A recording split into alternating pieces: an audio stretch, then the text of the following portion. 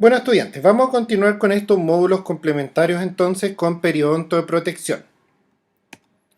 Recordemos entonces que anteriormente vimos periodonto de inserción con los tres componentes que son el ligamento periodontal, el hueso alveolar y el cemento radicular, mientras que el principal componente de este periodonto de inserción corresponde a la encía. La encía entonces corresponde a esta parte de la mucosa masticatoria que va a recubrir a los procesos alveolares y que está unido a la estructura dentaria mediante la unión dentogingival. Debemos entender que esta unión que se presenta entre un tejido blando y un tejido duro es la única en el cuerpo que está sometida a un medio externo, es decir, a la boca, por lo tanto, en contacto con bacterias y todos los elementos masticatorios dentro de la cavidad bucal. El periodonto de protección, entonces, la encía la podemos dividir en dos segmentos. Una que corresponde a la encía libre o marginal y la otra que corresponde a la encía fija o adherida. La encía libre primero. Como dice su nombre, es de consistencia móvil, también es denominada encía marginal y es la porción de la encía que rodea a la estructura dentaria siguiendo la anatomía de la zona coronaria. Histológicamente corresponde a un epitelio estratificado plano que puede ser queratinizado o paraqueratinizado, es de consistencia libre y brillante como podemos ver en la imagen y se continúa con la encía adherida. La encía adherida histológicamente comparte el mismo epitelio que la encía libre. Es un epitelio nuevamente estratificado plano, queratinizado o paraqueratinizado. Sin embargo, la estructura superficial ahora cambia. Anteriormente mencionamos que era lisa o brillante en el caso de la encía libre o marginal, mientras que en la encía adherida voy a tener una textura superficial como cáscara de naranja, es decir, como con una superficie punteada superficial. El color sigue siendo más o menos el mismo, que corresponde a un color rosado pálido o rosado coral, y se continúa con la mucosa gingival. La mucosa gingival y la encía adherida están separadas por la unión mucogingival.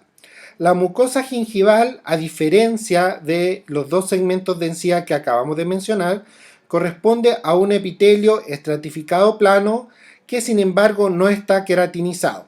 Y ahí podemos ver claramente las diferencias anatómicas entre la mucosa y la encía. Diferencias producto de la queratinización superficial. Al no tener queratina, la mucosa en su capa más superficial se transparenta mayormente el contenido de vasos sanguíneos que está en el tejido conectivo a continuación del epitelio. Otro esquema donde podemos ver entonces los elementos que acabamos de mencionar. Tenemos la estructura coronaria de la pieza dentaria, la encía marginal, encía libre o encía móvil en un primer segmento. Luego tenemos la encía adherida, la línea o unión mucogingival y la mucosa alveolar. Lo mismo con un esquema de una imagen un poquito más exagerada, donde podemos ver claramente la línea demarcatoria o la línea que separa la mucosa gingival de la encía adherida y los diferentes componentes que acabamos de mencionar.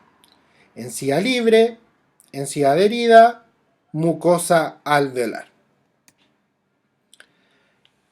Dijimos al comienzo de la clase que esta encía estaba unida a la estructura dentaria gracias a la unión dentogingival. La unión dentogingival está compuesta por 4 elementos. Uno corresponde al epitelio oral, que corresponde a los segmentos de la encía libre y encía adherida que acabamos de mencionar. El otro corresponde a el epitelio del surco, el epitelio de unión y el tejido conectivo subyacente a los epitelios que acabamos de nombrar. Vamos a ir viendo cada uno de los elementos entonces. El epitelio del surco, para comenzar. Hablamos ya del epitelio oral y ahora el epitelio del surco. El epitelio del surco histológicamente corresponde a un epitelio estratificado plano que no es queratinizado. Por lo tanto, es permeable a la difusión de elementos entre el tejido conectivo subyacente y el elemento bucal externo.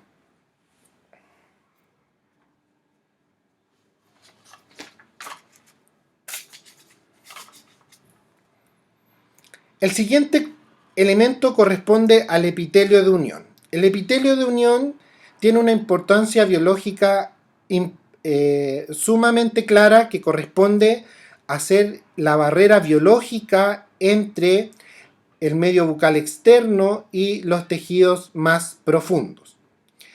El epitelio de unión comparte las mismas características histológicas del tipo de epitelio que vamos a tener en el surco. Por lo tanto, corresponde a un epitelio estratificado plano que no va a ser queratinizado. Esquemáticamente, este epitelio de unión se puede ver como está a continuación. Vamos a tener la estructura dentaria y vamos a tener hacia el interior, digamos, el tejido conectivo. Este epitelio de unión está compuesto por 15 a 20 células de ancho, en la cual en la parte más apical termina en una sola célula. Se une por una membrana o una lámina basal interna hacia la estructura del esmalte y por una lámina basal externa hacia el tejido conectivo subyacente. Y el cuarto componente de esta unión dentogingival corresponde al tejido conectivo subyacente a todos los epitelios. Este tejido conectivo corresponde a un tejido conectivo de variedad laxa, en la cual vamos a ver un infiltrado inflamatorio constante, producto de que, como dijimos, el epitelio del surco y el epitelio de unión son elementos no queratinizados, por lo tanto son permeables a las estructuras externas y como puedo tener una presencia microbiana grande producto del uso de la cavidad bucal, por lo tanto voy a tener que constantemente, a manera de protección, voy a tener un desarrollo de un infiltrado inflamatorio en esta zona. Un infiltrado inflamatorio que en cierta medida se considera fisiológico, ya que siempre voy a considerar la presencia de elementos microbianos a nivel de la cavidad bucal. En ratas de experimentación se logró demostrar que este infiltrado inflamatorio no se encuentra presente cuando la cavidad bucal de los animales estaba completamente estéril. Por lo tanto, si bien es una respuesta a un agente microbiano, en la estructura dentaria lo podríamos considerar presente dentro de las características normales de este tejido conectivo. Un componente importante es el espacio biológico. En 1961 se hizo un estudio de mediciones tanto del surco histológico, de la adherencia epitelial y de la adherencia conectiva. El promedio que dio todas estas mediciones en el surco histológico encontraron que el promedio era de 0,69 milímetros, el surco. La adherencia epitelial, el promedio fue de 0,97 milímetros. Y la adherencia conectiva, el promedio fue de 1,07 milímetros. Todos estos números se redondearon para que se considerara 1 milímetro del surco, del epitelio del surco, 1 milímetro del epitelio de unión y 1 milímetro del tejido conectivo supracrestal. La importancia de estas mediciones y la importancia de llevarlo todo a 3 milímetros es que estos 3 milímetros son una medición que el organismo va a intentar preservar de manera constante. Por lo tanto, si producto de algún estímulo, algún elemento extraño, estos elementos tienden a disminuir, el sistema inmune, mediante la pérdida de un tejido óseo supracrestal, va a llevar siempre a que estos 3 milímetros se mantengan. Esa es la importancia de mantener este espacio biológico clínico que mediría los 3 milímetros redondeados. Otro elemento importante dentro de este periodonto de protección corresponden a las fibras gingivales. Las fibras gingivales son las que van a poder mantener la anatomía normal de esta estructura del periodonto de protección. Y vamos a tener 4 tipos de fibras gingivales. Las fibras circulares que circundan alrededor de la estructura dentaria como un collarete. Las dentogingivales que van desde el cemento de la porción cervical de la estructura dentaria dirigiendo como abanico hacia la parte superior de la encía. Un grupo dentoperióstico que nace en la misma porción del grupo dentogingival, pero que se dirige de forma oblicua, pasando por sobre la cresta alveolar para insertarse en la parte vestibular del hueso alveolar. Y un tercer grupo que corresponden a las fibras transeptales que van a estar supracrestales entre los septum de dientes contiguos. Entonces todos estos elementos que acabamos de nombrar del periodonto de protección juegan entre sí para poder mantener la estructura normal del periodonto. Vamos a tener entonces lo que denominamos la encía marginal, encía libre o encía móvil, luego la encía adherida, la línea o unión mucogingival, la mucosa alveolar y hacia el interior vamos a tener el epitelio del surco, el epitelio de unión, el tejido conectivo supracrestal, donde vamos a encontrar inmersas las fibras gingivales que no debemos confundir con las fibras del ligamento periodontal que mostramos anteriormente.